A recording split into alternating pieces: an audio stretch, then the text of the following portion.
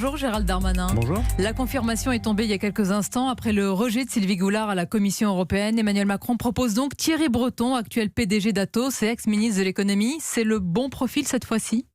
Moi, je connais bien Thierry Breton et je pense que c'est un excellent choix qui a été fait par le président de la République. Oui. Un choix surprise pour vous également ? J'ai entendu un certain nombre de rumeurs, quelques journaux l'avaient écrit, mais je suis très heureux que ce soit Thierry Breton qui soit proposé par le président. N'y a-t-il pas un risque de conflit d'intérêts entre ses fonctions actuelles, qu'il serait amené à quitter bien sûr, et le portefeuille de commissaire au marché intérieur ? On sait que depuis de nombreuses années, Atos, qui je le rappelle numéro 1 européen des services numériques, reçoit des subsides de l'Union européenne. D'abord, Thierry Breton, c'est un très grand capitaine d'industrie. Il a présidé, puis il a modernisé France Télécom. Les Français s'en souviennent peut-être pas, mais c'est lui qui a été le grand patron de France Télécom et qui a transformé l'entreprise. Il a présidé Thomson, il a présidé Atos, il a fait de cette entreprise quelque chose de génial, qui est effectivement très présent dans le monde, et notamment dans le monde du cyber.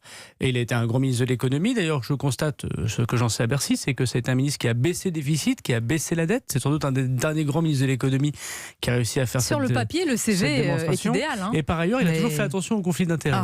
Quand il était ministre de l'économie et des finances, les services de Bercy s'en souviennent, il a toujours pris bien soin de ne pas travailler sur les dossiers pour lesquels il avait été hier ou avant-hier. Vous n'avez pas de crainte à ce sujet ? Pour vous, il y a une muraille de Chine ? Il va répondre sans doute aux questions du Parlement européen. Maintenant, je pense qu'il faut aussi que chacun sache raison garder. Les conflits d'intérêts, ils sont faits pour ceux qui ont un intérêt dans cette histoire. Monsieur Breton a sa carrière politique et économique qui ne souffre aucune contestation de sa légitimité, et il est spécialiste des questions économiques, si on pose de la défense question, Gérald Darmanin, et cyber. C'est qu'il a le numérique dans son portefeuille, il devrait donc prendre des décisions qui auront un impact sur l'entreprise qu'il dirige pour l'instant. Il ne dirigera plus évidemment Atos, c'est un choix très courageux. C'est quelqu'un qui quitte une très grande entreprise pour laquelle il doit sans doute être bien rémunéré pour aller être commissaire européen. Je sais que les Français ne vont pas pleurer le choix qu'il a à faire.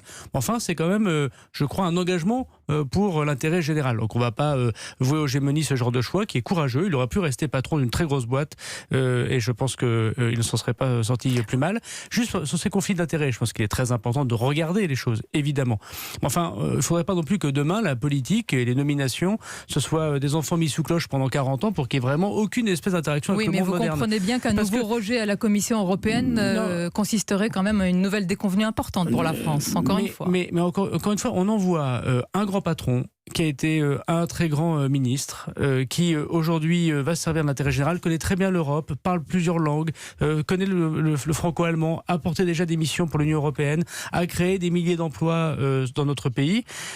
Moi, je pense que c'est toujours mieux que des nominations de gens qu'on ne reconnaît pas et qui seraient encore une nouvelle fois une technocratie nouvelle, et on dirait alors c'est plus des gens qui ont été dans le réel. Monsieur Breton, il est dans le réel. Il est dans le réel. Envolé la promesse de parité. Pas de femme, pas de candidate femme. À ce point, il n'y en a pas. Pardon, excusez-moi, mais il y avait une candidate féminine proposée par la France. Elle a été rejetée. On en est arrivé, oui. Dont acte. Qu'est-ce qui s'est passé ? Il n'y en avait pas d'autres. Monsieur le président de la République a demandé à consulter la présidente de la Commission européenne. C'est elle qui s'occupe de la parité. Elle a expliqué au président de la République que monsieur Breton pouvait être proposé par la France parce que sans doute, elle a des candidatures féminines d'autres pays.